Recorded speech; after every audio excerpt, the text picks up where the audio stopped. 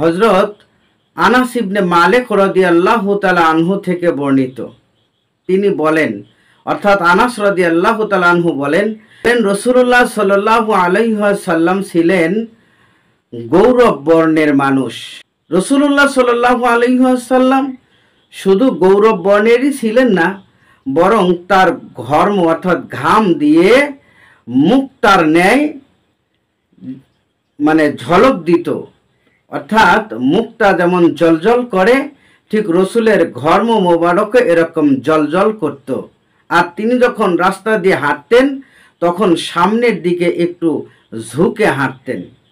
বুক ফুলিয়ে মাথা উঁচু করে অহংকারে গর্বের সাথে তিনি হাঁটতেন না। তিনি নম্র এবং ভদ্রতার সাথে রাস্তা দিয়ে হাঁটতেন। এরপরে আনাস রাদিয়াল্লাহু তাআলা আনহু বলেন যে আমি রাসূলুল্লাহ সাল্লাল্লাহু আলাইহি সাল্লামের হাতের তালু যে নরম পেয়েছি, স্পর্শ করেছি, এত নরম কোনো রেশমের কাপড় বা কোনো গরদও আমি কোনোদিন স্পর্শ করিনি। অর্থাৎ রাসূলুল্লাহ সাল্লাল্লাহু আলাইহি সাল্লামের হাতের তালু ছিল খুবই নরম, সফট।